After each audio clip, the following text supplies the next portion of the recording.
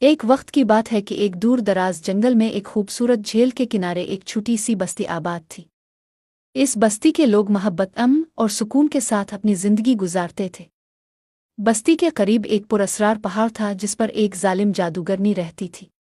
وہ جادوگرنی بے حد طاقتور تھی اور اس کا دل پتھر جیسا سخت تھا۔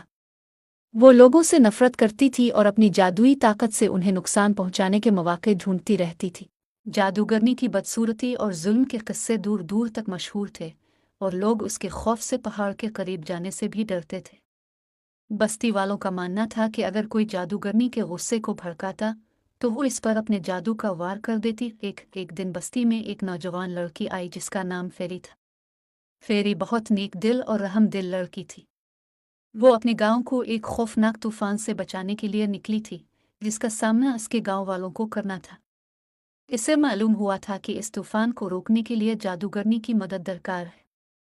فیری نے ہمت کی اور پہاڑ کی طرف روانہ ہوئی۔ بستی والوں نے اسے روکنے کی کوشش کی لیکن فیری کے دل میں عزم اور ہمت تھی۔ وہ پہاڑ پر چڑھ گئی اور جادوگرنی کی غار تک پہنچ گئی۔ جب جادوگرنی نے فیری کو دیکھا تو اس نے ایک زوردار قہقہا لگایا اور کہا، کون ہے جو میری غار میں آنے کی جرات کر رہا ہے؟ کیا تمہیں معلوم نہیں کہ میں کتنی ظالم ہوں؟ فیری نے بغیر کسی خوف کے کہا، میں جانتی ہوں کہ آپ کتنی طاقتور ہیں اور میں آپ سے مدد مانگنے آئی ہوں۔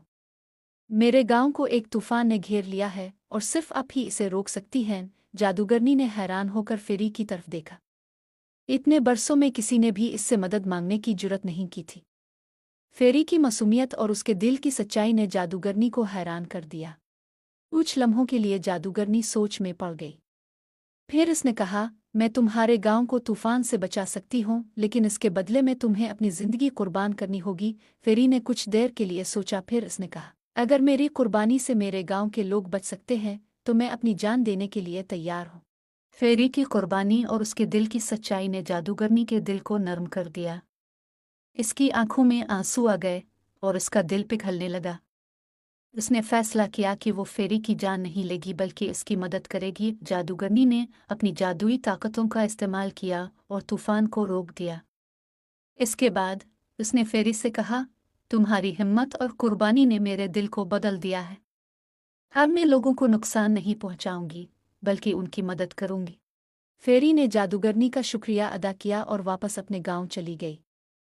جادوگرنی نے اپنی ظالم فطرت کو چھوڑ کر نیکی کا راستہ اپنا لیا اور وہ جنگل کی محافظ بن گئی۔ یوں فیری کی بہادری اور سچائی نے نہ صرف اس کے گاؤں کو بچا لیا بلکہ ایک ظالم جادوگرنی کے دل کو بھی بدل دیا۔